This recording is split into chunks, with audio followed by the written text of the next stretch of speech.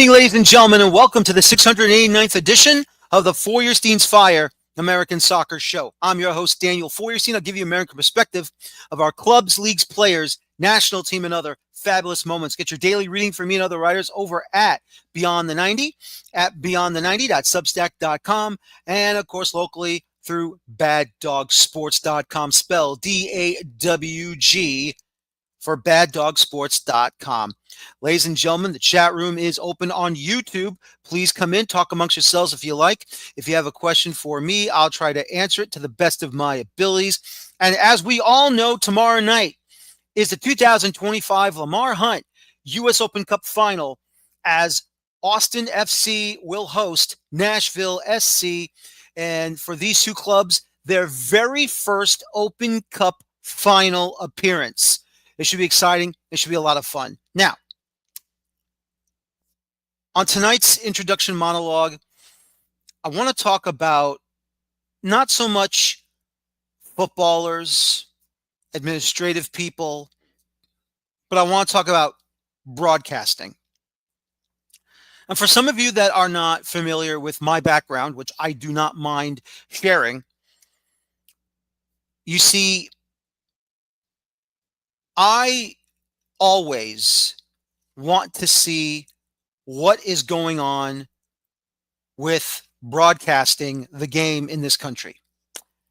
And when it comes to broadcasting the game in this country, I just want to make sure that the right people are doing the production work correctly.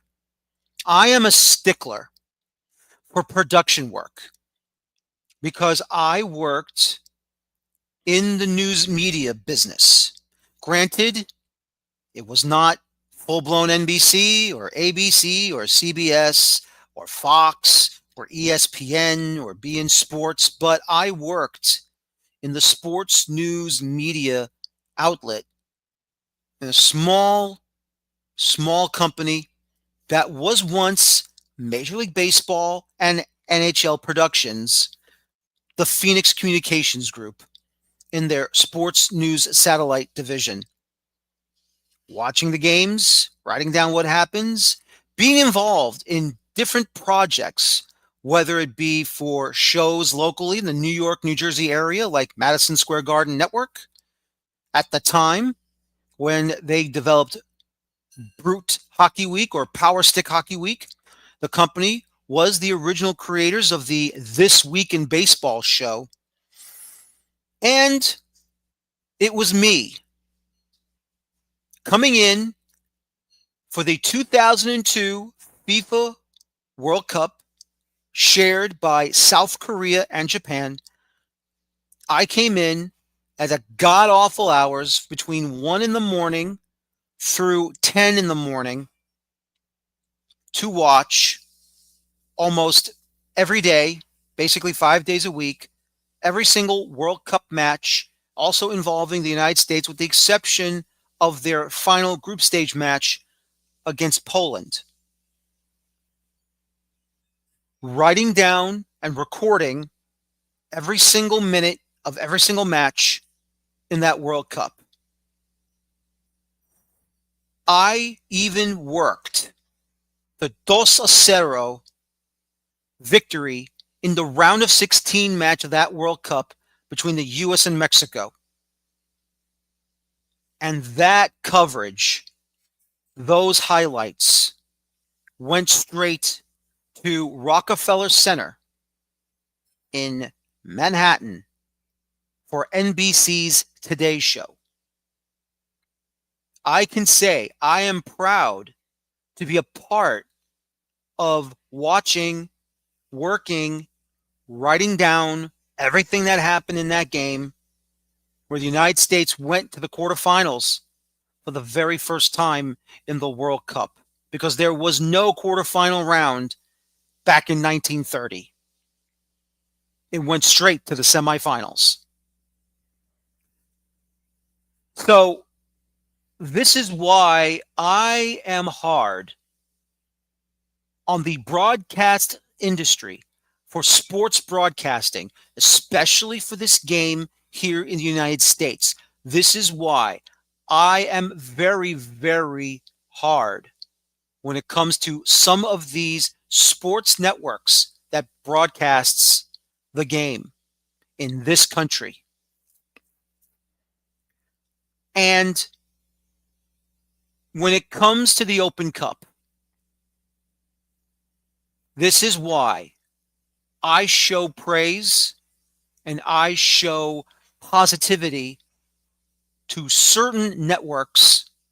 It's not just broadcasting the game. It's not just broadcasting what's going on over in England or over in Italy or over in Spain and Germany and Europe, or what's going on in Mexico or in South America, because you want the game to gain respect all over the world, and of course all over this country. But we also need to gain respect for our game in our country, from Major League Soccer to the United Soccer Leagues, all the way down. We still need improvement, and we still need to get there, but so far, it's been going well. We can still question about the streaming services through MLS and Apple TV, but so far, things are going well. And when CBS Sports, once again, came in 2023 to take over some of the Open Cup matches, then took over the semifinals and the final from Bleacher Report, Turner Sports, I was extremely happy. I was satisfied. I enjoyed the professional coverage from CBS Sports until Major League Soccer interfered in 2024, forcing CBS Sports to be removed because of U.S. Soccer not putting their foot down completely to stop MLS from interfering with the Open Cup. And now, in 2025, CBS Sports came in. They started in the third round of this edition. And from that point forward, it has been brilliant. It's not just the people at the desk on Galazzo Network in Stamford, Connecticut from CBS. It's not just Ali Tross-Martin. It's not just Tony Meola. It's not just Mike Grella, Michael LaHood, Charlie Davies, Jimmy Conrad, Jillian Sakovitz, and the many other talented people at CBS Sports. It is also the leadership of the production in the soccer division from Pete Radovich Jr. This man has, in my opinion, truly come up big and put the sport on the map, not just internationally, but domestically. To have those people in the studios of CBS Sports, not just doing pregame, but also halftime updates between games. Also, other studio work between the end of one game and beginning another. And then the post-match shows at the desk. Brilliant. Absolutely brilliant. The usage of CBS Sports Network, of Galazzo Network, and then, of course, the streaming services of Paramount Plus. This is, in my opinion, a masterpiece. Now, my only hope is this. because I love what I see from MLS. Excuse me, I got that wrong. I love what I see from CBS. I love what I see from CBS. They are showing how a real sports network is giving care, professionalism, fantastic production work, excellent coverage, excellent analysis from each and every match of every round. I am thrilled. I am happy. And even though they had that excellent Open Cup final in 2023 at Chase Stadium in Fort Lauderdale with Inter Miami taking on Houston Dynamo with Kate Abdo, Charlie Davies. I should say now Kate Smith, obviously. She is married now, so I have to say Kate Smith from now on. Kate Smith, Charlie Davies, Clint Dempsey at the desk. You had Susanna Collins and Nico Cantor doing sideline work. And then, of course, at the time, it was Andres Cordero and Ray Hudson calling the match. Now we have, for the semifinals, and I'm assuming they'll be working the final as well, Chris Winningham and Tony Meola, and I believe Claudia Pagan will probably be doing sideline work as well. But I really loved what I saw from CBS Sports in the final. Their editing packages, their just everything from top to bottom, fantastic.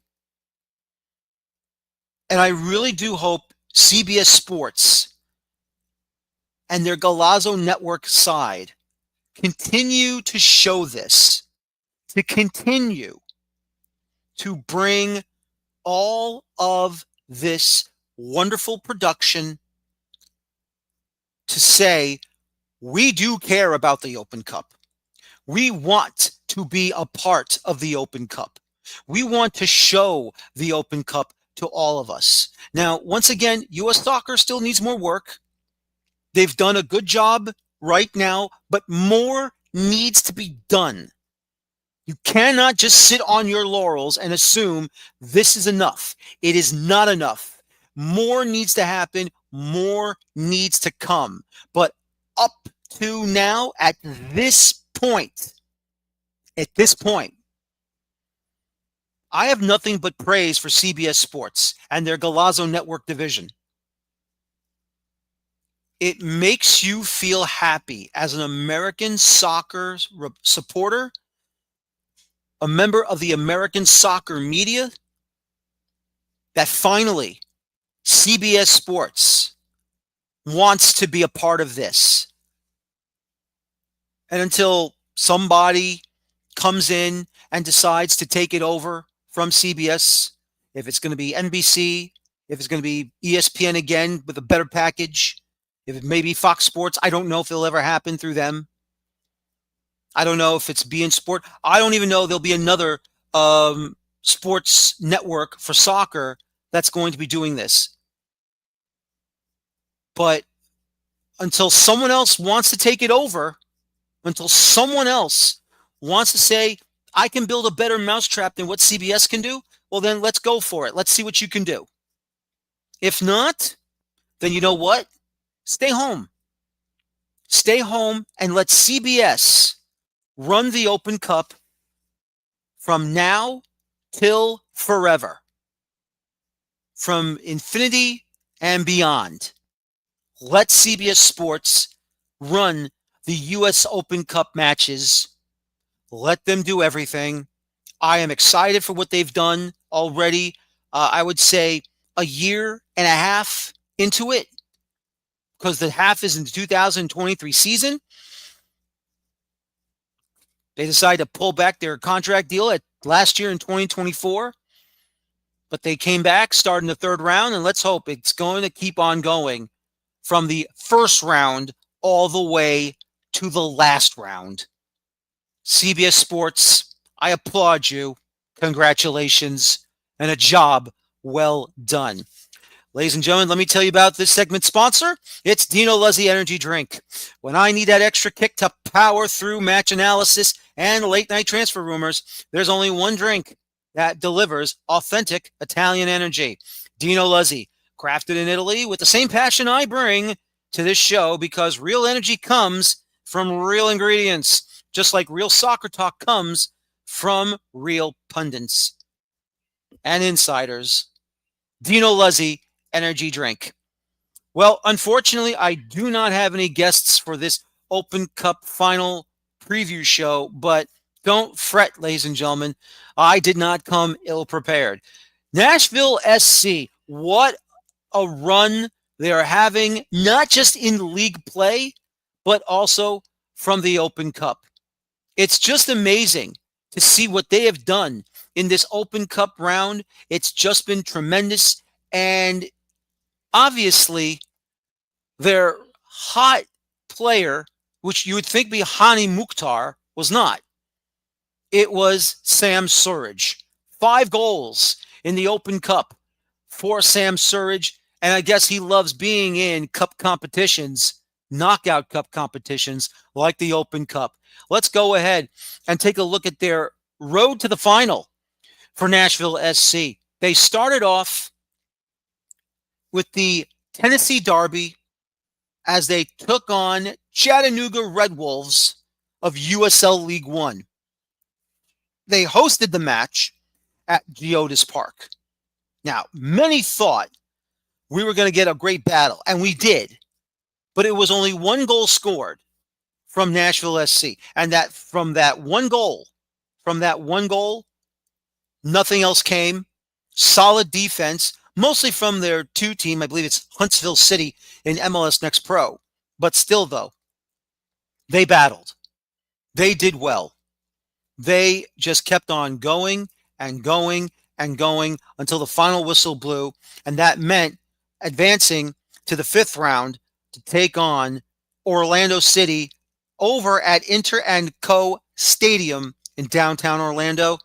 And it looked like that Orlando might be winning this thing, even though it was an own goal by Roberto Schlegel that gave Nashville the opening goal. And then Orlando came back to make it 2-1. But who else? Nashville SC, they do a big moment there as they get 2 goals late in the second half to make it 3-2, and they would advance to the quarterfinal round. And when they got to the quarterfinal round, it looked like there was going to be some problems. It looked like DC United was going to upset them, as they did get the first goal of the match, a la an own goal. But then, out of nowhere, here comes DC. Excuse me, I shouldn't say that. Here comes Nashville, and they blasted DC United. They took them down. And even though DC did put up somewhat of a fight, and Nashville ended up winning it 5-3. Unfortunately for that game, for Troy Lesesne, that was the game that he got sacked. Unfortunately. There's nothing you can do about it. This is what it is. This is how it's going. This is how the ball bounces sometimes. But once again, it was just a really hard-fought match from Nashville SC. And for DC United, once again, trying to go for a 3rd Open Cup title, and it just did not happen for them. Or I should say their 4th Open Cup title, and it just did not happen. And then you get to the semifinals. And for the Philadelphia Union, traveling from a league match on the weekend, all the way from Vancouver, British Columbia, they flew over to play Nashville SC in this Open Cup semifinal after getting thrashed 7-0, a Whitecaps wedding.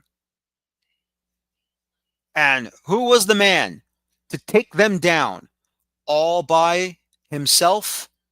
Sam Surridge. He got the hat trick. 3-1 for the Nashville SC side, and the Philadelphia Union once again not able to get an Open Cup title, let alone reaching the Open Cup final, unfortunately for them. And for Nashville SC, they are in their second Cup final. Of course, 2 years ago in the Leagues Cup final, losing to Inter Miami in penalties, long penalty shootout. But Inter Miami won that title, and Nashville did not. And for Nashville SC, and it has to be said for Nashville SC, they gave it their all. And unfortunately, it just wasn't enough. And the head coach at that time was Gary Smith. And he did an excellent job with the club, but unfortunately, everything just fell apart in 2023, towards the end. But let me just say this. Isn't it amazing that in the state of Tennessee, you have the NFL's Tennessee Titans who went to a Super Bowl and did not win. You have the National Hockey League's Nashville Predators, and they did not win. Nashville, for the second time in 3 seasons, is going to get a second bite at the apple, as they are going to get another opportunity for a championship, but this time on the road at the Q2 Stadium in Austin, Texas. So we'll see what they do. Nashville SC. But, once again, this is Open Cup competition. Anything and everything can happen. So we'll see what the situation will be. And now for Austin FC. What they have done is unbelievable. After the poor start they had this season, firing Josh Wolf as their head coach, bringing in Nico Estevez, or elevating him to becoming the head coach. And look at where they are now. Look at the season that they're having. And look at the Open Cup run that they've had. It's just been incredible what Austin FC is able to do. Now, let's really take a look and see how their road to the final is, because the truth is this. In that 4th round match that they hosted against El Paso Locomotive of USL Championship, if they did not come back from the 2-goal deficit at home to El Paso Locomotive, that was Cup Set City. And then all of a sudden, something clicked. Something just switched on. And then Austin FC got the win against El Paso Locomotive 3-2 in the 4th round. And they moved on to remain in Texas to take on the Houston Dynamo. And they took care of business, winning that one 3-1 in the 5th round. And then they traveled to California, to the Bay Area, in Silicon Valley, to take on the San Jose Earthquakes at PayPal Park. After a 2-2 draw through regulation and extra time, it would be the goalkeeping of Brad Stuver to stop the Earthquakes in Bruce Arena from advancing to the semifinals. 4-2 in penalties. And I will say this. I think Austin FC is very, very lucky. They did not have a man sent off in regulation because of the injury to Espinoza getting stomped on his leg from Dessler. Because if that happened, if that was a red card, they would have been down to 10 men. So they're very lucky that they did not play down a man, Austin, for the rest of that match. And then, of course, the fireworks at Allianz Field in the semifinals against Minnesota United FC. It was a 2-1 victory in extra time. C.J. Faudree with the absolutely huge goal in the 120th minute inside extra time to put Austin FC into the final and host it. And it's all going to happen this Wednesday, October the 1st. This Wednesday, October the 1st, as once again, Austin FC taking on the one and only Nashville SC in the 2025 Lamar Hunt U.S. Open Cup Final. They will be seen live on CBS Sports Network, streaming live on Paramount Plus. This will be exciting. This will be a lot of fun. I cannot wait to see what these two clubs are going to do. Neither side has won a professional league title of any kind. Austin FC is the only, even though they did have Austin Bold in the USL Championship a while ago, which is no longer around, unfortunately. But Austin FC right now has the opportunity to give their city a title in the Open Cup in American soccer. Get ready, fasten your seatbelts. This should be a lot of fun. 7:30 p.m. pregame, 8 o'clock Eastern, 7 o'clock Central for the match. Once again, broadcasting live from the Q2 Stadium in Austin, Texas. Tony Meola and Chris Winningham with the call on this one. It should be exciting. It's going to be a lot of fun. I cannot wait. I'll be tweeting the match on X, Twitter, whatever you want to call it. It's going to be exciting. And now, ladies and gentlemen, my next guest tonight, of course, you know him very well, covering South Florida soccer, covering lower division soccer for the wonderful website that I'm a part of as well, Beyond the 90. My colleague and my good friend, Kartik Krishnaiyer, joining me tonight because Miami FC gave out some renderings. Stadium porn is back and thriving. Kartik, good evening. Welcome to the show. Miami FC, they've done it. They've brought out renderings for a brand new stadium. You as a native South Floridian, you must be very thrilled for the club that I know you've helped out at times here and there, but this was very much needed for Miami FC. Yeah, thank you, Daniel, for having me. I've had 3 different stints with this club, and then had a stint with a predecessor club called Miami FC, and then, of course, a couple stints with the Fort Lauderdale Strikers in between those two.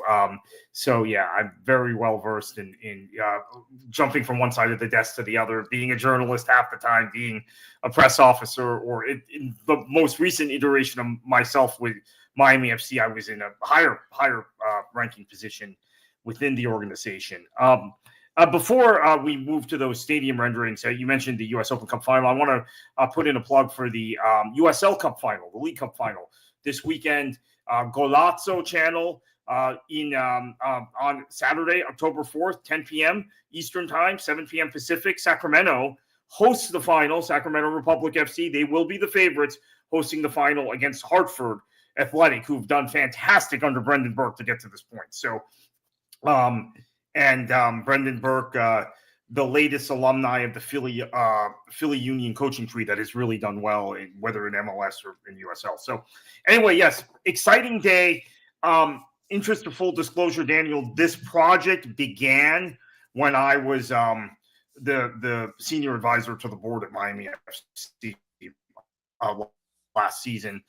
This was one of my projects, was to move this initiative to basically get the team out of Florida International University, whether that meant building a purpose-built stadium in Homestead, or if that meant relocating to West Palm Beach, where there was an existing baseball stadium. Those were really the 2 primary options. There were secondary options potentially to move to Port St. Lucie or to move to Orlando. Getting it out there now. Now that it's done, I think I can say that there was a significant discussion, with myself included, about relocating the club. because we thought the best shot was to go to West Palm Beach. USL had another group in mind for West Palm Beach. And we'll see what that group produces. Hopefully they'll start playing in the near future. We really hope that the Palm Beach USL group gets going. But so then you're looking at relocation somewhere else in the state. Sarasota already has a team. Fort Lauderdale, you can't just move north. Fort Lauderdale has a USL team. So we were looking at St. Lucie County or looking at relocating to Osceola or Polk counties. So Homestead, the Homestead project is going to be fantastic. It is not. I want to stress this. There was a press release that went out in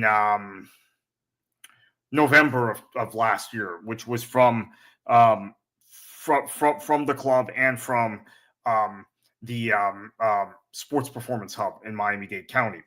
They talked about a stadium location. They talked about a stadium plan. The actual renderings you saw last week and the signing ceremony that took place, which Justin Papadakis came down for, and where the build is actually going to happen is several miles south of what we talked about last year.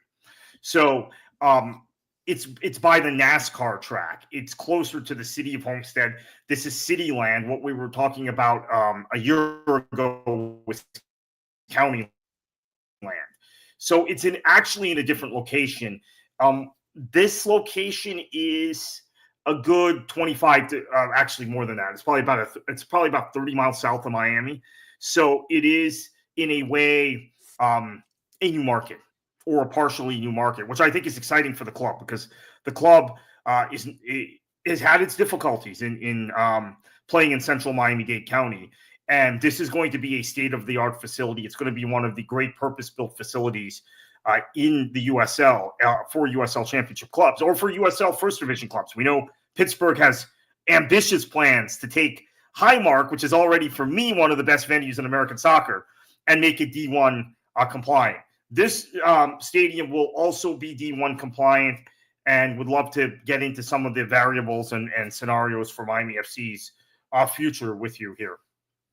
Absolutely. And let me go ahead. I have the rendering up here right now. And I have to tell you, this is beautiful. I love the design. I even love I'm assuming this is the northern end of the stadium with the buildings right there behind the stands. I'm assuming it's locker rooms. I'm also assuming that's a hotel of some sort. Yeah, it's sort of angled. So that is actually the northwest end. But yeah, let's call it the north for simplicity. That's the north. Yeah. I mean, I just like the way it looks. I mean, it also looks like it'll be an entertainment venue as well for concerts, especially in the southern end over here. You can see there's an overhang probably for stage and whatever it is, like what FC Dallas has over at Toyota Stadium, excuse me. And, I understand Homestead is a great location, I believe. Granted, it is, as you said, from downtown Miami, about 25 to 30 minutes away. But, with Inter Miami building their new stadium near the airport of Miami International and the Tri-Rail / Amtrak station, which is just across the street from it, I understand why they had to go somewhere else because, look, this is a market and it's a club that is it's a bit difficult right now for them to gain any traction within the area. And as great as it is to be in a college football stadium, I mean, sooner rather than later, they had to build something. And I mean, also assuming there's not much land in the Miami area to build a stadium of this size. Yeah, so I think this is why, two reasons why it was either going to be Homestead or it was going to be relocation to West Palm Beach and maybe build there later. First off, there's no place to build in the immediate areas around Miami or Fort Lauderdale. You know that well, Daniel. You've relocated down here. It's a concrete jungle between Miami and Fort Lauderdale. It's just I don't know which area is worse, which area is more built out. I think there's no land in either place. Then secondly, Inter Miami was playing in Fort Lauderdale, playing at Lockhart. But we knew they were going to move to Miami, to Melreese or to Miami Freedom Park, I guess it's being called, across from Miami International Airport and next to the Miami Intermodal Center, where you get Tri-Rail, you have Metro Rail, and you have there's a gauge error issue. You and I are kind of transport junkies, so maybe we're speaking over the listeners' heads. There's a gauge issue, a platform issue with Amtrak. So the Amtrak trains aren't coming directly into that station yet. Hopefully that gets solved. There have been people who had to resign from the Metropolitan Planning Organization because of the mistake with that. But they're going to be right there. Fort Lauderdale has Fort Lauderdale United, who have their own purpose-built facility at Nova University. And so you can't go there. You couldn't go to Fort Lauderdale. Obviously, Fort Lauderdale United sitting now atop of the USL Super League, off to a fantastic start. Both Daniel and I cover that club, so we maybe we'll talk about them another time. So that boxed Miami FC in. You either go south to Homestead, where there is land, where it's kind of a different market. It's in Miami-Dade County, but it's roughly, I think Homestead itself is 36 miles from downtown Miami. So considering Miami FC was playing at FIU, which is not really down, I mean, it's Central Dade County, probably about 25 to 30 mile relocation. Or as I said, you go north to West Palm Beach, or north of West Palm Beach, right? You go to Jupiter, or you go to Port St. Lucie. There's an NPSL club in Hope Sound, which is run by John Texter, of all people, right? The owner of Leon and the owner of Botafogo and Crystal Palace, or minority owner of Crystal Palace. No longer a minority owner of Crystal Palace. I know the Jets. I know he took it over. Yeah, he took over Palace. Yeah, because Texter had to sell to keep them in UEFA. Because he owns Leon also. So he had to go south there. I think this is a real reboot for the club, because you're talking about a club, and I'll admit, we sold maybe 1,000 tickets, 1,500 tickets a game, max, irrespective of what attendance was being reported. In my third stint at the club, that's all we were selling. My first stint at the club, we sold more, we distributed more tickets, I should say. And second stint at the club, the numbers were coming down. So it's been a struggle. It was a struggle even before Inter Miami was in the market. Miami FC never quite, with the exception of Open Cup matches, when we faced Atlanta, or we faced Orlando, beat Orlando, of course, or beat Atlanta also, or Inter Miami has never really captured the local audience. It feels like what happened was when the Fort Lauderdale Strikers folded. Of course, I worked for that club. And when they folded, fans just said, we'll wait until the MLS team comes. So there wasn't a transfer of Strikers fans, except for a few, to Miami FC. So this is a chance for a whole new fan base in a facility that, as you mentioned, can also generate more revenue with concerts. Also, I want to point out, I hope I'm not speaking out of school here. It's just, again, I was in the organization. I was one of the people leading the effort at first. You have the possibility of putting more sports in there. You have the possibility of putting rugby in there, have the possibility of putting lacrosse in there, and you also have the possibility of putting women's soccer in there. So it may not just be Miami FC as you see now. Maybe there'll be obviously USL Super League in the market is Fort Lauderdale United, but maybe there'll be another women's team in there, and a rugby team or a lacrosse team, right? Both those sports are growing in the United States. So it can be a one-stop shop. Now, in addition to that, the Sports Performance Hub of Miami-Dade is going to be there. So you're going to have baseball fields, you're going to have basketball, you're going to have tennis, and then you're going to have lots of soccer, and you're going to have the involvement of some of the some very prominent former professional athletes. Juan Sebastian Verón, whose son plays for Miami FC currently, he's going to be involved. Dario Sala, the FC Dallas goalkeeper, he's already involved with Miami FC. He's also going to be involved with the Sports Performance Hub. And then you're going to have some other folks like Juan Monaco, the former tennis player, Pepe Sanchez, and Manu Ginobili, two very famous basketball players. My wife went to Temple, so as little as she knows about sports, she knows Pepe Sanchez from those great teams under John Chaney. And then also, sorry to inform Florida Gator fans, but Martin Gramatica is going to be involved in this project. His son, Nico Gramatica, makes the winning field goal for University of South Florida a few weeks ago at Ben Hill Griffin Stadium. I'm a UF alum, so I can say it with I think with some credibility. But so there's going to be a star-studded roster of former athletes involved in this project and by extension involved in Miami FC. Dario Sala and Juan Sebastian Veron, the two former great footballers, will be directly involved with Miami FC. Those other athletes I mentioned are going to be involved on the periphery. So you're going to have a higher powered kind of situation, in addition to Ricardo Silva, who is the owner of Miami FC, and as we know, has investments in football all over the world. So the club will be in a more favorable position from that perspective. Now, can you create a new fan base in Homestead? Because realistically, not many fans are going to games now are going to go to games in Homestead. Let's just be realistic about it. So I think that's the challenge for the organization. But it's a canvas. It's a blank slate. It's an area that has never had a professional sports team. They've had NASCAR races. They had spring training. Did they have spring training from the Indians, or the complex never got built?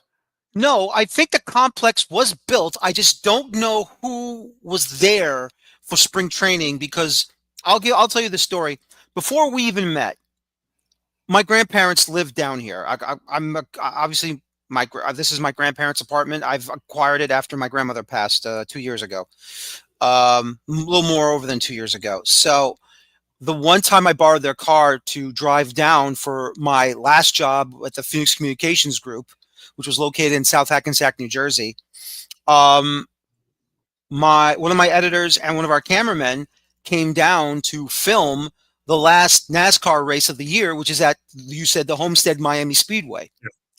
So I remember taking the Florida Turnpike down to go there, and then I passed a minor league baseball complex, at least a professional minor league or spring training baseball stadium. I think they were called the Diamond Kings. It was one of those. I remember the logo. I just don't remember the name of it, but I saw their scoreboard when I was driving past it. And it had like a face of a king with a baseball bat in his hand. So I think they were called the Diamond Kings, but I could be wrong. I don't know. I'll probably have to Google it. But I can definitely say that there was spring training down there of some sort, unless it was used for a high school or I don't know if there's a college nearby. You would know more than I would, but definitely going down there for the NASCAR race was very interesting trip. Yeah, it's a long way. It is a long way, and it's a different world. It feels like you're on a Caribbean island, right? It's the Homestead is actually the entrance point for three things. Entrance point for Biscayne National Park, entrance point for Everglades National Park, and also the entrance point for the Florida Keys. So it's all the way south. It's as far south as you can get on the Florida. Actually, there's one city south of there, which is Florida City, but it's the largest, bigger place. Homestead has 60 or 70,000 people. It's the furthest south kind of actual city. Florida City is more of a town. It's almost like the Caribbean in many ways. It's got a different, even the vegetation looks different than it does. If you drive all the way south to even Palm Beach, the vegetation looks a lot different in Homestead. It looks a lot different than it does even in Miami and Fort Lauderdale. It looks like it's very, very tropical. It's a tropical island. Now, the Homestead Miami Speedway is right next door. I think this is going to be good for Miami FC to have some promotional opportunities to couple their brand to NASCAR. We know NASCAR has an interest in doing things with soccer. The Daytona Soccer Festival a few years ago was very successful. Orlando Pride and Racing Louisville played a match there in Daytona at the Motor Speedway. Played an NWSL match. And they've been involved with some of the soccer initiatives in the Charlotte area, as I'm sure everyone's aware of. So this is not getting involved with soccer is nothing new for NASCAR, and they're going to be a good partner for Miami FC. Now the question is, where is your kind of fan base on top of that? And that's something the club will have to work on. They have to connect with a new fan base. The demographics are very different down there. It's fewer South Americans in that part of southeast Florida. It's more Mexicans, Central Americans, a fair number of gringos. I mean, it's one of the areas of Miami-Dade County that still has some gringos, so to speak, and a lot of African Americans. And that's why you've had so many good American football players that have come from that area. Antrell Roll from the University of Miami. Willis McGahee was from Southern Dade County. There have been a bunch. If I thought about it, I could think of more players from Homestead or Florida City. But those two guys who played for the University of Miami come to mind right away. Antrell Roll's father, in fact, was influential political figure in Southern Dade County. So it's an American football audience down there. And high school football is very big in Southern Dade County. You have to connect with that. That's very different than what Miami FC has dealt with before, which is a very kind of Latino-oriented community that is into football / soccer, but may not be sold on the quality of the NASL or the USL Championship. This is going to be a very different proposition. These are more kind of American sports fans. And then when you talk about the Hispanics, they're much more Central American and Mexican. So it's like what the Houston Dynamo have had to do. It's like what San Antonio FC has had to do. Austin, right? It's different than Inter Miami and Orlando City. Like Orlando City's fan base, a lot of Brazilians, a lot of Peruvians. It's very different than that. Very different than what Fort Lauderdale. When I worked for the Fort Lauderdale Strikers, we had so many Brazilian fans. It's going to be different than that. No, it should be, and hopefully, hopefully they'll get the people that want to come and watch, and hopefully the people in Homestead will come and watch too. So just to look it up, and yes, it was the Cleveland Indians, the Homestead Sports Complex. Unfortunately, Hurricane Andrew destroyed the baseball stadium, so that's what happened. Yeah, it destroyed everything in the city. Yep, exactly. So, but once again, it's a situation that. Look, I mean, the point is that we want Miami FC to do well. We want Miami FC to thrive and be successful. And if that does mean to move down south, several minutes away or maybe a half an hour away or whatever it is, just so they can really plant a tree in there and say, hey, listen, here's our flag. We're here. Come on down.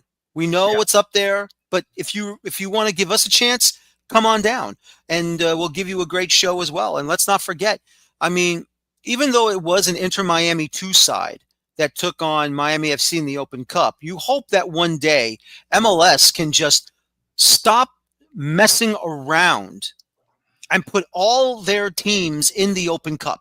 And let's see what happens when Miami FC takes on Inter Miami. That was a win against Inter Miami. It's not Miami FC's fault or the USL Championship's fault that MLS chose to send reserve teams.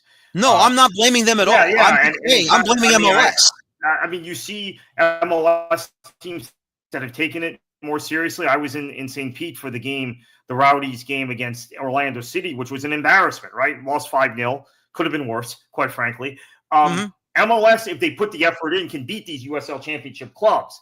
But it's almost like they want to discredit the clubs by not sending their best teams. So another note I want to point out about the stadium. So there's some hope that maybe Miami FC can relocate next season. I'm very doubtful for the beginning of the season. Obviously, permitting, all of that stuff still has to take place. But I'm told maybe you're looking at 2027 realistically, because in 2027 you won't have to go modular. So if you give it all of next season, maybe you can build out the facility. If you go next season, even if you start the year at FIU and let's say move in May or June, you're then probably dealing with a modular complex, which gets in the way of the broader construction. So those are two options, right? I think that's being weighed right now in the organization and among and with the stadium architects. Do you want to get out of there now, out of FIU at the end of this season, go modular next season, or do you want to build a permanent complex, a permanent facility? I think because they have a year left on the lease at FIU, they're going to probably try and take the option to see if they can build out and then open instead of having this halfway house of a modular stadium, which we know so many teams have done successfully. I'm not knocking that idea, but that maybe you can get the stadium built, the renderings you put up, you can get that or the bulk of that built to where you could open. Maybe there's still some construction that needs to be done, but the permanent structure is in place, right? If you put a modular stadium down, it's tough to then build the permanent structure around it while you're playing and using the modular complex. So there are some conversations in the organization. I'm thinking they might wait till 2027 to move down there. But either way, they're going to be out of FIU by the end of 2026. So the club will be relocated at that point, and we'll be talking about this stuff about marketing and who the new audience is. And then just in general about, and you stressed this for years, Daniel, you need to get teams in soccer-specific stadiums if you're going to do promotion and relegation. Well, USL, I think, understands that, and they're pushing it. This will not be the only. There's going to be a few more stadium announcements coming down the pike soon for clubs in the USL Championship. Unfortunately, I mean, there's a team in Florida that still kind of sticks out like a sore thumb, which is the Rowdies, and don't know what the overall plan there is going to be. They're going to get another year on their lease at Allianz Stadium. It was expiring this year. The city is giving them another year. With Sternberg selling the team, maybe there's an option to stay in St. Petersburg a few more years, but they have to look at stadium solutions. But otherwise, the Tampa Bay Sun in the USL Super League, they're going to build in Ybor City. You've got Fort Lauderdale United; they've got a permanent facility already, and I'll see you soon out there. It's a great facility. I mean, great soccer specific facility. Jacksonville's got plans to build. They're still working on getting the area, the land, but they're going to build a permanent facility. FC Naples is in Paradise Sports Complex, permanent soccer specific stadium. Sarasota Paradise, they're not there yet, but they're going to get there. They're working on it. They're going to play at Lakewood Ranch next season, and probably for the next few seasons in USL League One. But they too will have a permanent stadium, and now Miami FC is going to have a permanent stadium, which leaves the Rowdies as kind of the issue. And I know USL is a little hesitant, Daniel, to your point about ProRel. They're a little hesitant to have teams that are not in good stadium situations, like Tampa Bay, like El Paso. Who else in USL Championship? They don't want those teams necessarily in the Division I league, like Indy 11. Although I think with Indy 11, you just got to give them the pass, just like MLS gave New York City FC. It's just too big a club, too big a fan base. I agree. But with Tampa Bay, I don't think they're going to be in the D1. As crazy as that sounds, as big a market as it is, as big a team as that is, because of their stadium situation. USL's getting stricter with the stadium situation. No, I know, and they have to. The USL has to. Look, it's no longer about, as long as we can find some place for our teams to play, it's going to work for us. No, that can't work anymore. No, we have to be like, if we keep saying we're a soccer nation, a football nation, we got to build our own stadiums. And I was going to get to that question. Is going to ask you, look, you've been watching and supporting the game for as long as you can remember, whether it be Man City in England, or some of the clubs in Germany that you've had a fonding for in the Bundesliga, Fort Lauderdale Strikers in the old NASL, Miami FC, Miami Fusion, Tampa Bay Rowdies, Orlando City, anything and everything that goes on in this game. I know you're happy, but how pleasantly surprised have you been to see the abundance of teams growing now? Not just in MLS, USL Championship, USL League One, even these more teams coming in, USL League Two, and now the USL Super League for the women's game. How happy have you been to see teams at least building stadiums to not just to have great clubs in the men's game, but now in the women's game, and now with Fort Lauderdale United, now they're going to have a men's team in USL League One starting next year.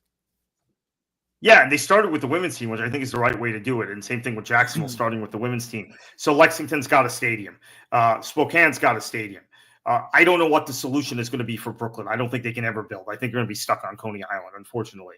But they had a better crowd this weekend for their game in Coney Island, Brooklyn FC and Super League. Tampa Bay, we mentioned, is going to build the stadium.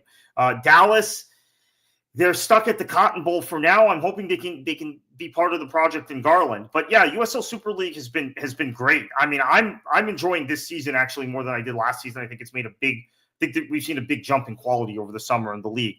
USL League One, we're seeing more stadiums being built, more purpose-built stadiums. Portland, Maine comes online with their new stadium soon. They've had a great first season, but they're going to have their own soccer-specific stadium. We've seen Tormenta build. Fort Wayne, there's a project. I think Texoma is having a problem with their rented facility, Daniel.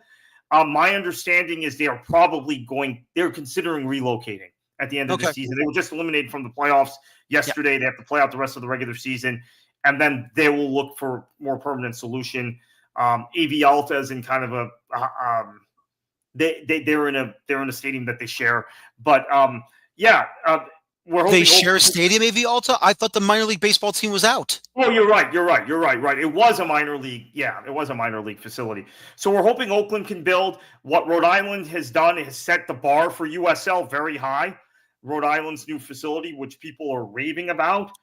There are people who are telling me they're not going to support the Revolution anymore until they get a stadium. They're just going to go to the games in Pawtucket because that stadium's so good. I think eventually you're going to see a potential stadium projects for other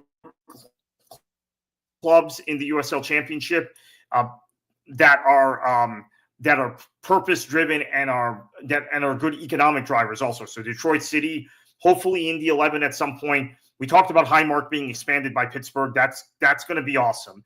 And I think Pittsburgh is a real kind of keystone or cornerstone franchise for USL in general, for the USL league structure. So they're one of the signature clubs.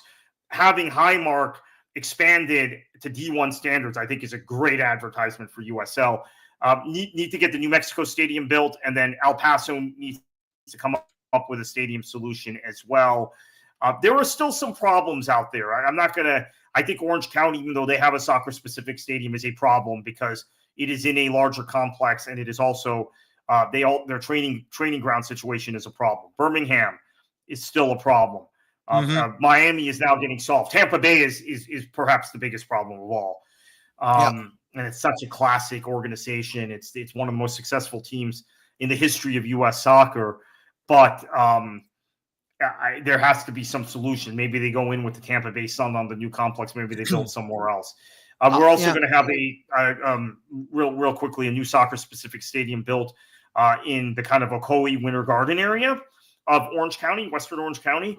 I don't think we've talked about this project yet, but that will have a USL team either in the USL Championship or League One that launches down the road in that complex when it's built. When I was talking about Miami FC potentially relocating to Central Florida, that was one of the possibilities. There's also the possibility of building something in Polk County or in Osceola, like the Poinciana area, that southern Osceola County. Yeah. No, I mean, absolutely. We'll see what happens. Before I let you go, your thoughts about how CBS Sports has handled the Open Cup coverage from the streaming to the Golazo Network games and on CBS Sports Network, your overall thoughts for their 2023-25 season, I should say. Yeah, I think it was quite good, especially after the Apple experience last year, right? Thank God it didn't go back to Apple TV. Yeah, Thank God. That was... Yeah, thank goodness. I mean, it was. I've heard from people that they skipped the Open Cup last year after a certain point because of Apple. This is for another time, Daniel. But there's some sort of visceral reaction against Apple in general that we're finding with fans of MLS. I don't have that personal reaction, but I'm hearing from too many people that they just don't like Apple. They don't want to watch Apple TV Plus, and they're going to skip an event if it's on there, which MLS is experiencing. So I think CBS has done great. I think they promoted the tournament. They've used the Golazzo channel to promote the tournament. They've shown us multiple games every weekend, every match day on the CBS Sports Network. And they've also built in a lot of coverage and promotion of it in their bumper programming on CBS Sports Network and on the Golazzo channel. So that's fantastic. It's all you can ask. Exactly. That's all you can ask, and I'm very happy as well. And it was just a blast. I've enjoyed it so much. And like I said on my monologue, look, if anyone else can come out of nowhere and say we can do it better than CBS, then look, give it a shot, go for it. But if no one wants it, then let CBS run the whole thing. I have no issues with CBS Sports at all. They have look. Obviously, we all know ESPN is, the worldwide leader of sports. And they had 2 good years running the Open Cup with every match of every round. But halftime, you get a recorded blurb from Yeah. John Champion and Taylor Twellman. I mean, who does that? It's ridiculous. Yeah. Nothing in pregame, Well, nothing in postgame. ESPN's whole MO is promoting college football. Let's Yeah, face it. I mean, that's right. that's a whole network. Everything else is secondary to them. Well, I Yeah. guess maybe the NFL is along with college football, but promoting American football. So even if you're a baseball fan, I think the MLB contract is done with ESPN now. Maybe I know NBA fans are thrilled that there are going to be games on NBC now, although they're going to miss Turner. Yep. There is a feeling among fans. I thought it was just a soccer thing for years. Now I'm realizing fans of other sports think ESPN is just, and I noticed it. Their programming is all college football all the time, even recruiting and stuff and transfer portal. It's they were never going to give it the bandwidth or the love that CBS has. And I think that's the case for their other soccer properties. I mean, I thought they did a good job with La Liga and the Bundesliga initially, but now I prefer the Bundesliga be on CBS. I'm honest with you. No, me too. Listen to me. Look, I want to see this is what I've always said. And no matter how many times I will say this, and I understand, CONCACAF has to, give other networks an opportunity to broadcast their events. We all know this. The Under-20 World Cup right now going on in Chile, it's going to be on Fox. We already know that they have a deal with UEFA with most of their international tournaments, whether it's the Nations League or, European World Cup qualifying, that sort of stuff. And, what does Fox do? I mean, if you don't put it on FS1, then you get the international feed on either FS2 or Fox Soccer Channel. Yeah, I have to tell Fox you, Soccer Plus. UEFA has made a horrible mistake. I've stopped watching and lost interest in the UEFA Nations League completely because it's on Fox. I mean, I don't know where the games are, what games they're going to show, what random matches. I'll just check the scores and check the table occasionally. And then obviously the CONCACAF matches that are on Fox have been a disaster. They have been.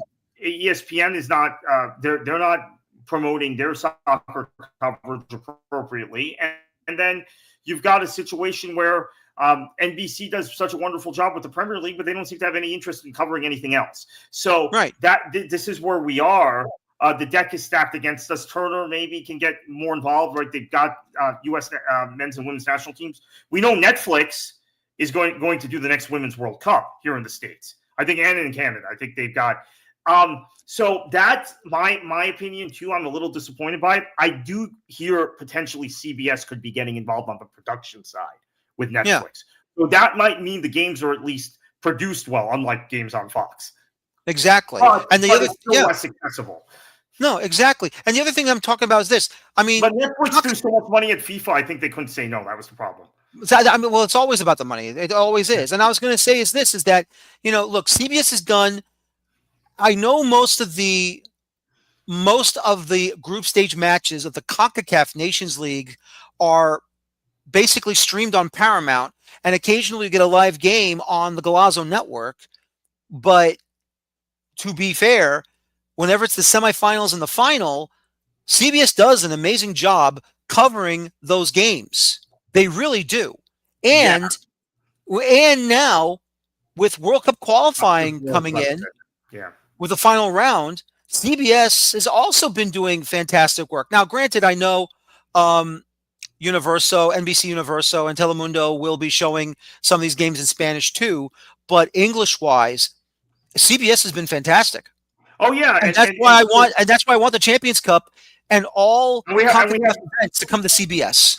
And let's face it. I mean, there's a strong possibility Jamaica can qualify at this time. Curacau's got a very good team. Mm-hmm.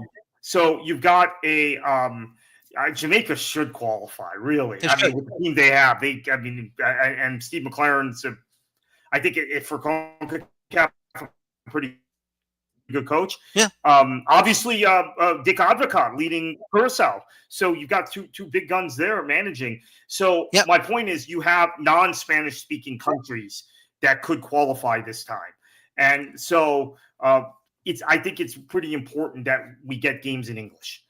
Particularly for the Jamaican fans. Yep, So absolutely. I'm glad CBS is showing it. Yeah, because I think it was always difficult when if games were on Fox and people didn't want to watch that, or Fox wasn't accessible, and you'd have to watch. I mean, you'd have to watch Jamaica versus Canada in Spanish, two English-speaking countries. I mean, so that we were still in that position with CONCACAF qualifying in previous. I mean, I remember watching Andres Cantor call a Jamaica versus Canada game and thinking, why am I not able to watch this in English? Seriously. Yeah. So CBS will come to the rescue on that. Yeah, exactly. Finally, it's watching a game in Spanish, but if it's Jamaica versus Canada, I know. Yeah, right. I mean, two English. Exactly. I mean, they speak French also in Canada, but Jamaica, totally English-speaking country. Right? Yeah. Right. Exactly. Yeah, exactly. And finally, could you imagine in Group A, in CONCACAF, final round of World Cup qualifying, you have Panama, El Salvador, and you also have, I believe, also Guatemala.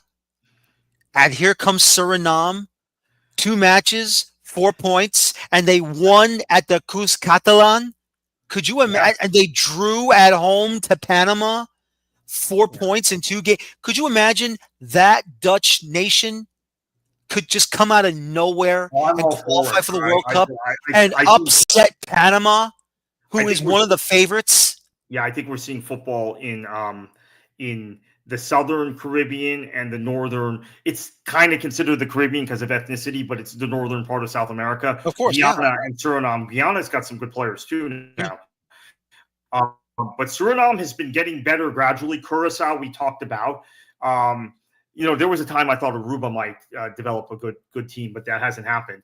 Higua's had a decent team at times. Then Ezra Hendrickson's back down now running his national team. St. Vincent Grenadine. St. Vincent and Grenadines. Thank you for saving me there.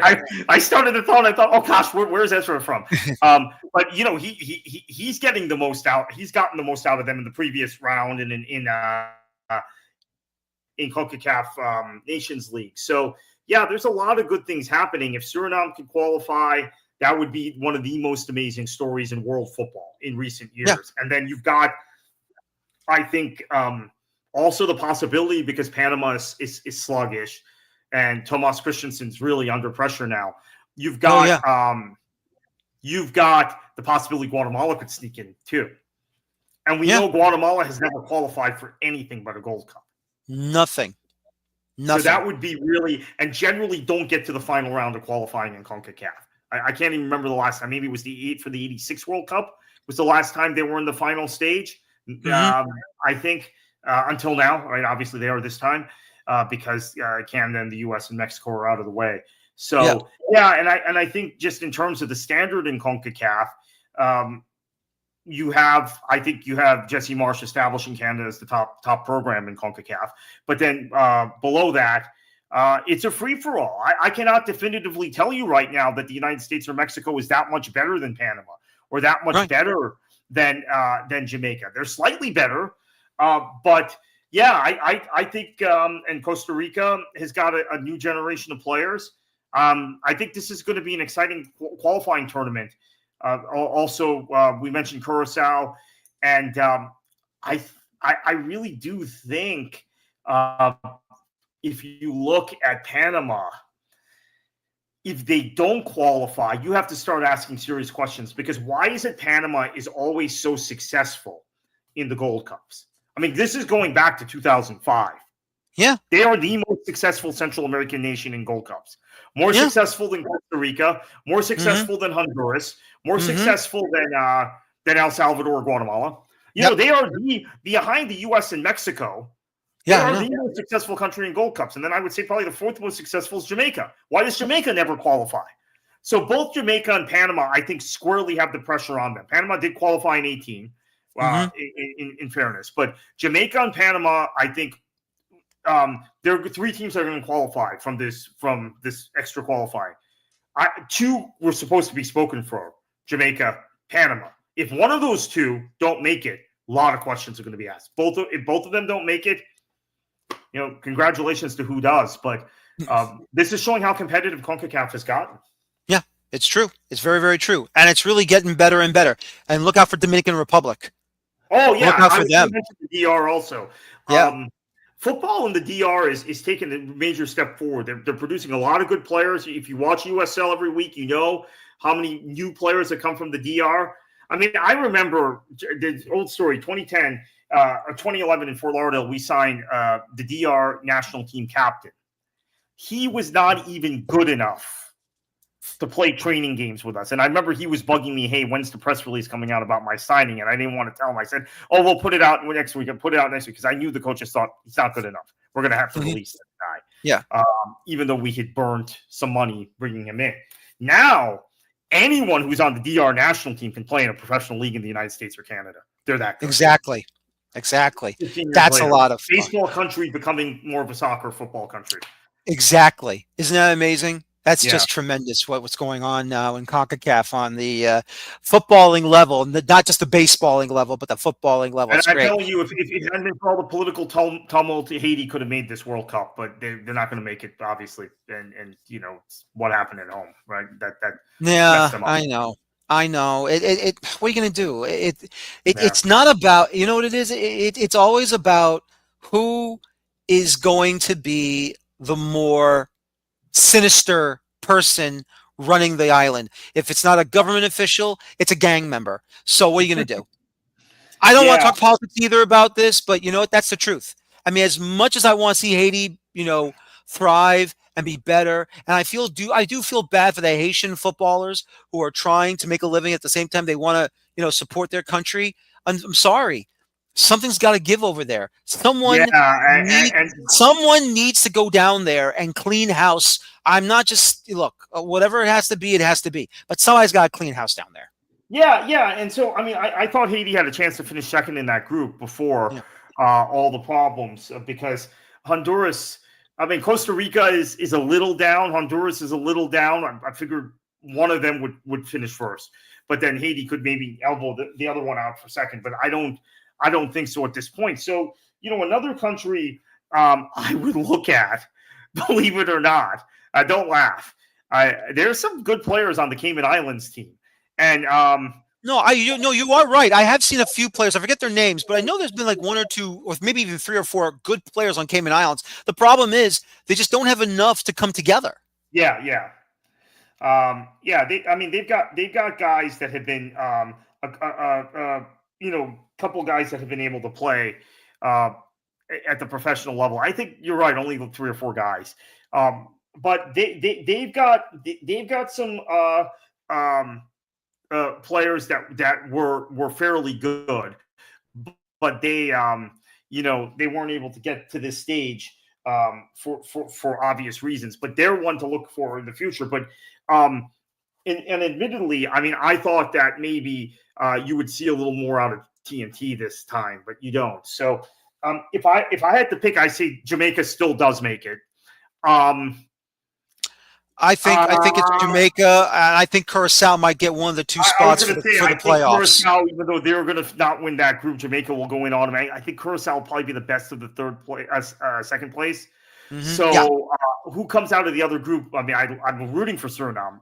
Logically, it'll be Panama, but I think that you're looking at potentially one way or another a nation that speaks Dutch from the Caribbean or for the Caribbean area qualifying from the World Cup. And that would be – so I don't like the 48-team World Cup. If Curacao or Suriname makes it, I'm going to back off and say I do like the 48-team World Cup. I agree. Countries like this do well. No, me too. I want them to do well included. We all know what Mexico can do, what our guys can do, what Canada can do now. It's now about everyone else below the North Zone to see what they can do to make the Confederation better and hopefully be a little bit more dangerous. And then again, we'll see who Yeah, qualifies and who gets who in the draw. yeah, right. And Panama did well in the last Copa America, so they certainly showed they could at that level hang. Canada. Canada were unlucky not to maybe be in the final, right? Jesse has them playing good football. He's very happy with his what he's doing. Look, I mean, this is U.S. Soccer. They have their agenda. They have their, you and I have both been hypercritical of them through the years. I'm not backing off on that.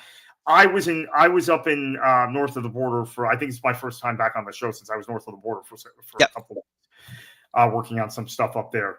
Jesse's presence in Canadian media far exceeds that of any soccer figure in American media. Don Garber, Lionel Messi, whoever, Taylor Twellman. Jesse's on. He's talking about the sport. He's on TSN all the time. I see people talk. I see Atiba Hutchinson out there, great ambassador for the sport in Canada. Seems like they're really excited about where they are as a football nation. They're really excited about what John Herdman did for them, and now Jesse. They're excited also about the Northern Super League and the launch of that. They're in a good place soccer-wise, and I'm not saying it's all because of Jesse Marsch. He's just one piece of it. But U.S. soccer not only has stagnated, they've actually allowed the country that was previously very dependent on us for their entire soccer infrastructure to overtake us in many ways. Maybe they haven't overtaken us on the women's side, although they did beat us for a gold medal a couple of years ago, or they beat us in the semifinals. But on the men's side, Canada's better than the United States right now. And I think I like Mauricio Pochettino personally, but I think in terms of selling the game and getting people to buy in, Jesse was the right guy. He would have been the right guy here, and he is definitely the right guy there. And they just had a very successful trip to Europe. They beat Romania and they beat Wales. And Craig Bellamy after the match is like, we want a rematch with them, right? I mean, they were good. We didn't know they'd be this good. We need to qualify for the World Cup so we can play them in Toronto, in the World Cup, or Vancouver, wherever. Exactly. Exactly. Let me just say this, and this is what makes me mad, and this is what makes me angry. After Qatar, and we hear that Jesse was being interviewed for the job, and that it sounded like he was ready to sign the contract until someone higher up from our glorious sporting director of U.S. Soccer, Matt Crocker, got outvoted, saying we're going to stick with Berhalter after going through all the shenanigans, with I think it was Anthony Hudson at first, and then it was BJ Callahan on the interim basis. I forgot Anthony Hudson managed the U.S. at one point. I forgot about that. As the interim manager, because Anthony Hudson did. Former New Zealand manager, by the way, Colorado Rapids manager. Yeah, right. Exactly. I mean, he was a part of Greg Berhalter's staff, and then when the whole thing between him and Reina was going on, Anthony Hudson took over as interim head coach, and I'm like, okay, look, let's see what he can do. And then all of a sudden, he left to go. Wasn't a bad guy to have because he'd managed international. He'd managed, I think, the Confederations Cup for New Zealand. Yeah, no, he did. Yeah, but what I'm saying was he took a job. He wasn't going to be the manager because I don't. No, he wasn't. And that's the problem with U.S. Soccer, because you could have kept Anthony Hudson, but then he realized that he's not going to be the guy to take over. So he took a job in the Middle East for a club job. I forgot about that when he realized he was being strung along. That they were going to bring Berhalter back, because I'm not a huge Anthony Hudson fan, but I said, okay, this is an acceptable guy. Especially as a caretaker. He's got the experience. Maybe he'll be good in this job. Let's give him some games. And then that's right. He realized, they're going to bring Berhalter back. They're using me. Let me get out of here. Exactly. And I don't blame him for leaving. I wish he didn't, but I don't blame him at all. And then, I think you remember when I wrote that article on Beyond the 90, I'm like, this is a joke. Why is BJ Callahan all of a sudden, who's never been a head coach in a club team, why is he the interim head coach? This is ridiculous. I mentioned Brendan Burke earlier from Hartford. BJ Callahan was his assistant in Bethlehem Steel.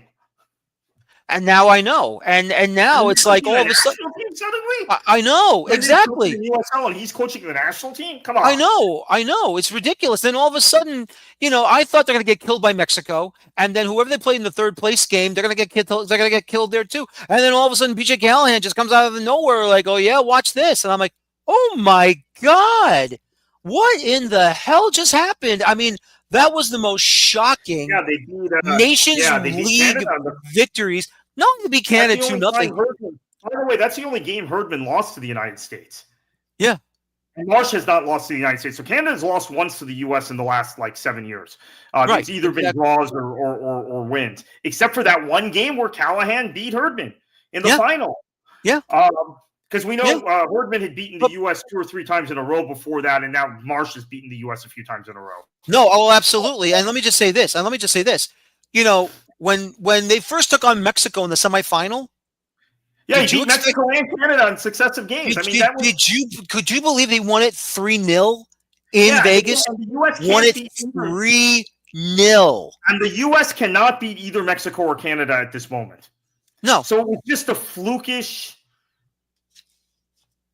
I mean, look, something right. I mean, listen, look, I'm still giving Pochettino enough leeway to see what he can do in the World Cup. I thought he had a good Gold Cup. I thought, honestly, the match was going to extra time. The question of the handball was really a big sticking point, because that should have been a handball in the box on Mexico. That should have been a penalty for the U.S., even though they said, well, it's not true. That all the experts say, well, that's not a handball. Well, no, but and even you're hearing, well, that was a handball. I mean, I don't know what's going on here with the handball rules or whatever it is, but he I mean, regardless of him in Europe every week, the interpretations of the handball rule is changing constantly. Yeah, and exactly. Even within the matches, exactly. So we'll see what happens. I'm focused. I'm watching Canada more closely. I'm watching Jesse up there, and they I think that they have well. Let's just put it this way: they got to get Fonz back. Alphonso Davies has got to be fit. Absolutely. I think he'll be back. Yeah, and if he's back, they're going to be very dangerous next summer. Yep. As a home team, of the 3 host nations, they're the most dangerous. They have the best manager of the 3, I think. Aguirre. I'm not sold on him being back at Mexico. I like Pochettino, but I think Pochettino is a system manager based around kind of high pressing, like Bielsa. We see Bielsa's having problems with Uruguay. Same sort of thing. Like if you're a system style manager, international is not for you because you don't have enough time with the guys. No, you don't.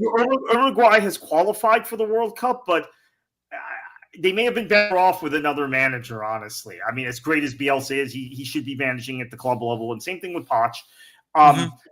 But, we'll see. And then I think also in Europe, I am not impressed with how France is playing. Deschamps, I think he's out of rope, even though you even have guys like Dembele now punching at a higher level. Michael Olise, who's playing for France, even though he's English, born and raised in England, and then came through Crystal Palace's system. You have or Manchester City and then Crystal Palace. You have him playing for France, and he's playing great at Bayern in lieu of Alphonso Davies getting hurt. But I look at England under Thomas Tuchel and the squad they have, and then Spain. I think those are really my 2 favorites coming into next year, along with Argentina. And then I like, in spite of the friendly against the U.S., I really like the team Japan's bringing to this World Cup. I think they're going to be dangerous. I think they will be. Might be pretty dangerous. They will be. Yeah, and then I don't think Germany is particularly good at this point. I don't know who else. I mean, Norway is topping their qualifying group in UEFA, so maybe they finally will qualify for something, and maybe they'll be dangerous. But I wouldn't count on that. So Portugal, England, Spain out of Europe. I'd say Japan, Korea. Out of Asia, and out of South America, it's Argentina, and then maybe Uruguay. And Colombia has a good team now. And then out of North America, I think it's really Canada, more than the U.S. or Mexico. That's going to. I mean, look, we'll see what happens, but right now, look, I believe in Jesse, and like I said, it was a mistake for them not to bring him back, not to bring him in to take over after Qatar. It was a mistake to bring back Berhalter. I thought, from what I understand, Jesse's much happier in this job than he would have been in the U.S. job. Oh, absolutely. Because once again, he's getting to make decisions that they wouldn't have allowed him to make. Exactly. No, exactly. And then U.S. soccer just needs an overhaul of everything, just everything. But the problem is, who's going to leave? Who's going to say I'm done? Who's going to say, yeah, I'm done with this. Let somebody else take over. Jesse's language skills, he could end up managing if Canada does really well in this World Cup. The assumption is he goes back into the club game and goes and manages in England or in Germany or wherever. He could end up managing the Swiss or the Austrian national team because he knows very good German. By the way, absolutely. French isn't bad either, so he can manage one of those countries. So, could you imagine that if he manages the Swiss or some other country in Europe, and then here we are, we're hoping, hey BJ, when are you going to leave Nashville to come back home? Yeah, when is Callahan leaving Nashville to come back to the national team? Because all those U.S. fans are begging for him to come back. Yeah, because the reality is, if you get the job in Switzerland, it's an uber talented national team. Actually, one of the great underrated national teams of the last 10 years. They've been good in every tournament. They get to the quarterfinals or the semifinals and lose, so we forget about them. But they get to a certain point in every single tournament. I mean, they're there. And they're dangerous in every tournament. If someone like Jesse would have managed them, that would be a big breakthrough for the U.S. I mean, I think it's a big enough breakthrough for the U.S. that you've had Jesse manage in at the level he has in England, and then Chris Armas as an assistant at Manchester United. That was kind of cool for the half a season he was there, and obviously Bob Bradley continues to has done big things in his career, but.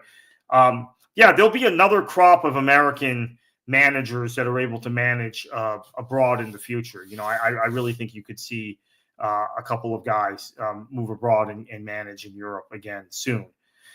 But we'll see. In terms of the U.S. Soccer Federation, none of those guys want to actually work under these circumstances. So no, of course not. Because my last thought before we go, because I know we've run late, Daniel, is that my understanding is that Peter Vermees is out now in Kansas City, and that for a while, he had a conversation with them, with U.S. Soccer, also at the same point you were talking about Jesse having a conversation. And they were very serious about bringing Peter in as the job that I guess Matt Crocker got. Uh-huh. And he realized he wasn't going to be given, right? They won't. He may have the title. Like Crocker might have the title, but he's not really making the decisions, right? No, he's not. He's just window dressing. That's all he is. He's just getting all he does. Okay, I'm not going to do this. Right. Listen. All he's doing, it's basically window dressing. Yes, you have the title. Yes, you're getting paid a good amount of money. Are you actually going to be allowed to do your job? Absolutely not. That's the problem that has always been at U.S. Soccer. They continue to get in their way, and they keep screwing it up. Look, we want the sport to do well. We want to win a World Cup. We want to see the men's program be just as successful as the women's program. But as always, there's too many. I'm going to try and be a little more professional if I can, but there's just too many mindless jerks running the federation, and they can't keep getting themselves in their own way. Period. Yeah, and they think because they've hired Pochettino and they've hired Emma Hayes that people will get off their backs, but I don't know that those managers are actually managing. Able to manage the situation. And look, I mean, the U.S. women, I think the world of Emma Hayes. She's one of the best managers in the world on either the men's or women's side. I still think there's so much bureaucracy, so much politics, and so much nonsense going on in U.S. soccer. We're not going to win in 2027. I mean, we have a lot of time to think about that, but I still think England's ahead of us. I think Spain's ahead of us. I don't know if France is ahead of us necessarily. I think Japan is now kind of ahead of us again in the women's game. Australia, no. So we're probably fourth, but that's still a big mountain to climb. I mean, the way Spain and England are looking in the women's game, England now having won England won the Euros again, right? I'm trying to remember this. I Yeah, think England so. had Yep, won yep, the yep, last two yep, Euros. yep, Yeah, yep. yeah. England won the women's Euros. Yes. Yeah, this past summer, right? Yep, So exactly. much going on, right? So England's won England's been to the last four major finals, right? They were in the Euro final before that, or they lost in the semifinal to us in 19, but that felt like a final. Yep. 21, 25, they won the Euros, and in World Cup 23, they got to the final. So they're ahead of us. Yep. Spain's ahead of us, and Yep. I just really feel like on the men's side, even within CONCACAF, we've been passed now by Canada, Yeah. and that's I mean, Canada's got Alphonso Davies and Jonathan David, right? We don't have Yep. those two guys. I No. admit that. I think it's also their decision to hire Jesse, our decision not Yeah. to hire Jesse. Exactly. That's the thing. That's the thing. I mean, Jesse is doing what Jesse is doing what the U.S. Soccer should be doing right off the bat. But instead, who they get? They bring after the whole Bruce Arena situation with I'm not blaming Bruce. But old guard just couldn't do it. Was it after the Klinsmann situation, after the Arena situation, and the whole kerfuffle inside U.S. Soccer? Of course, Sunil Gulati also stepping down. The new blood comes in. Cordero screws himself because of the whole comments he's made about the whole equal pay thing. Cindy Parlow-Cone, as much as she's trying, and I know she is trying, the truth is she's just not strong enough against certain people. So let me She's let me not address strong it. enough inside certain people in U.S. Soccer, namely, you know who runs MLS. Yeah, It's part of last U.S. spot, Soccer's I board of know we've directors. run late. I am as big a feminist as anyone. If anyone who knows my political views knows this. And I'm not excusing what Cordero said, but Cordero was stitched up because he was strong. And I think he was going to be a little more aggressive in pushing back against a certain someone you mentioned, who resides in MLS HQ. If people can't figure out who we're talking about, They all know who we're talking about. Believe me, they're smart enough to know who we're talking about. I think Cordero was beginning to make a move on DG, from what I've understood from people within U.S. Soccer. And that was when, okay, let's get him out before.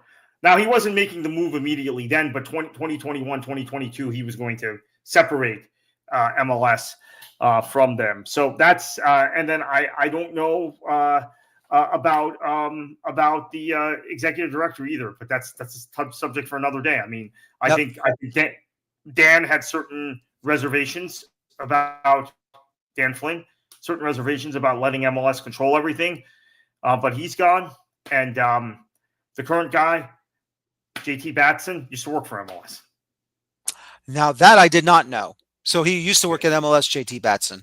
Yeah, and he worked for the Wasserman agency also. So. Well, there it is right there, ladies and gentlemen. Somehow, some way, it always intertwines. Yeah, and Cindy Parlow-Cone was represented by Wasserman when she was a player. And once again, ladies and gentlemen, it all intertwines. Yeah. That Rich this Muskin sport, involved. We're never ever going and they do not represent Jesse Marsh. I want to stress Jesse Marsh's agent is Ron Waxman. That's another reason he didn't get hired by U.S. Soccer. We could do a whole show on this, so we might. We'll don't worry, folks. We'll do a whole show on this, and we'll get some other people involved, and hopefully, we will get some common sense if we can. But if not, we all know what's going to happen. Keystone Copper is now moving from Chicago to outside of Atlanta in the suburbs in Georgia. So it doesn't matter where the shenanigans are. It will always remain in-house at U.S. Soccer in Soccer House. That's for sure. But Kartik, as always, I appreciate your time. I will get in touch with you again soon. And thank you again for joining me tonight. Great stuff with Miami FC. Great stuff all over with American soccer. I appreciate it. Thank you. Daniel will be. We'll see you at the next Fort Lauderdale United game as well. Yep, absolutely. I'll let you know when. Once again, Kartik Krishnaiyer, Beyond the 90, my colleague, joining me to talk about what's been going on. And look, I didn't mind going long because you know why? Because Kartik Krishnaiyer has some great ideas and great things to talk about the game, because we love the game and we want our national team and we want this sport to be at its best. But once again, Keystone Coppers, shenanigans, whatever you want to call it, keeps interfering with the progress of our game. And now it's time to recap the New York Red Bulls' last match as they took on New York City FC at the Hudson River Derby at Sports Illustrated Stadium. Now, before we even talk about the game, there was an incident that happened at the end of the match, and apparently it was something to do with Mr. Raheem Edwards and some fans. Now, we will not go into that part just yet because we want to wait for the investigation to be completed. So I will not get into those details at this point in time. The investigation is still going on.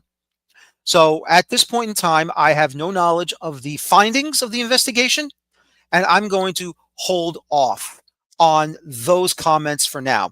But what I will say is this: seeing the comments going against a colleague of mine and Mr. James Burley, who also covers the New York Red Bulls, how people are going after him and saying how he's looking to get clicks. Let me just say something right now to all of you. Mr. Burley is doing his job. If he hears something involving the club, he has to report on it. There is not about wanting clicks. This is him doing his job. If you are that upset that James Burley is trying to do his job, you folks have seriously lost the plot. How dare you go after the media? He is just doing his job, period. You know, let me just go and say this, okay? My colleague as well, and he's now my boss, JJ Pavlik of Bad Dog Sports. You know what happened to him? With the whole playoff game against FC Cincinnati back in 2023 at the end, with the whole Matt Miazga situation? How he was all of a sudden attacked by Cincinnati fans? Where were you guys defending him? Where were you guys defending him after what FC Cincinnati and their fans tried to do to him? He was doing his job. So don't go on social media, act all high and mighty, assuming, well, he's just doing it for clicks. No. He's doing his job. James Burley is doing his damn job. You don't like it? Leave. Don't comment. You don't like it? Tough. I'm sick and tired of seeing stupidity on social media.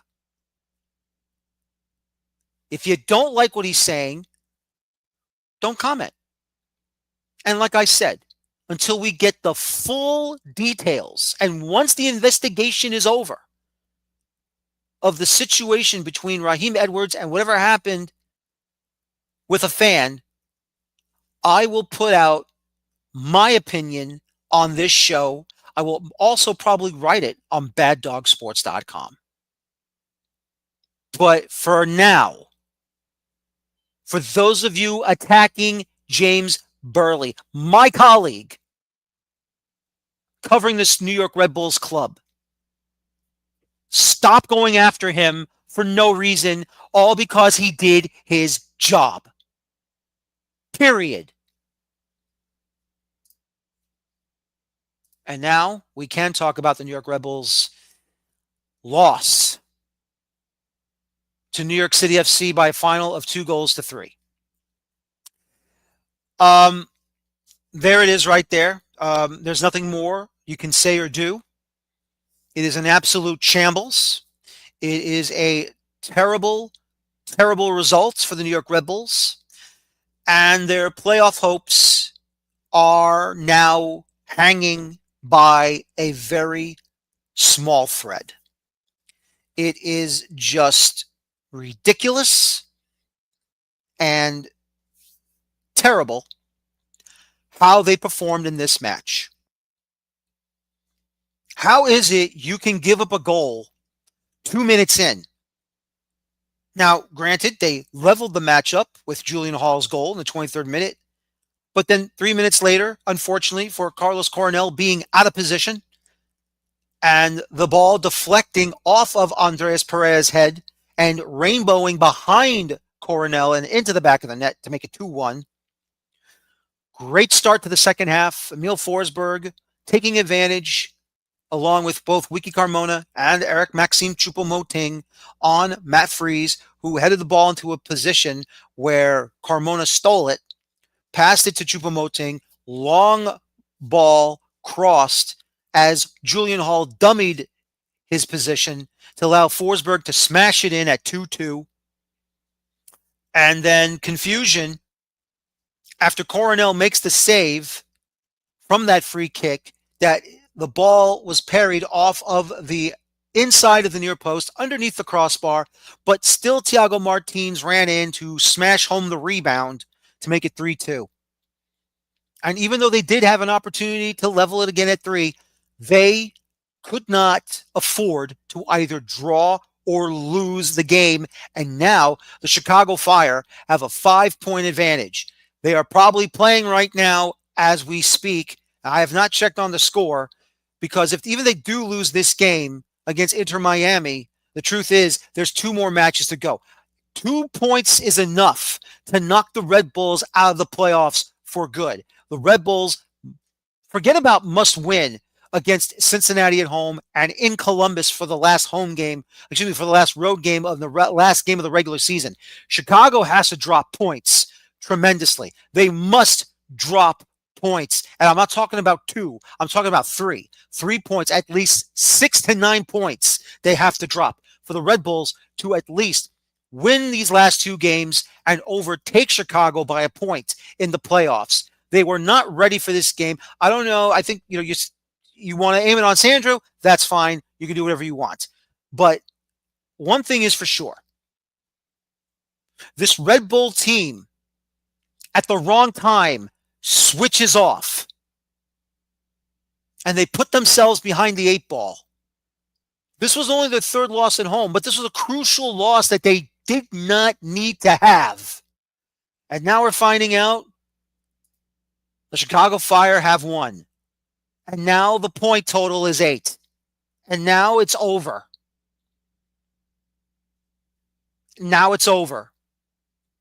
The Red Bull season is done. The New York Red Bull season is officially done. That 15 in a row playoff streak is now done. The Fire have clinched. It is all over. The season is now a failure. That is correct. It was there it is from JJ Pavlik, 5-3 Chicago Fire down in Miami. The New York Red Bulls are done with 2 matches to go. It is all over. It is all over. The playoff streak is now officially dead. And now we got to talk to Sandro Schwarz for before the upcoming match against FC Cincinnati. They are playing for pride. It is all over. This is on the feet of Jochen Schneider, Director of Sport. And yes, unfortunately for Sandro Schwarz, he has to take some of the blame as well. But the streak is gone. It is dead. 15 consecutive playoff appearances. No more. Will the Red Bulls come in and clean house from Austria? I think you're going to have to. But we'll wait and see what the situation will be. But it is over. The 15-year in a row playoff streak is dead. No more playoffs at Sports Illustrated Stadium until hopefully the 2026 season. That's all you can say and do. It's all over. But once again, don't forget tomorrow night, Wednesday, October the 1st, 7:30 p.m. for the for the pre-match at 7:30, 8 o'clock for the kickoff. U.S. Open Cup final, Austin FC hosting Nashville SC, streaming on Paramount Plus, live on CBS Sports Network. I want to thank my guest tonight, Kartik Krishnaiyer from Beyond the 90, my colleague at Beyond the 90. My name is Daniel Feuerstein. Thank you very much for watching me tonight. And as always, please, enjoy your football. Thank you. Take care. So long. And bye-bye for now. Have a good night, everybody.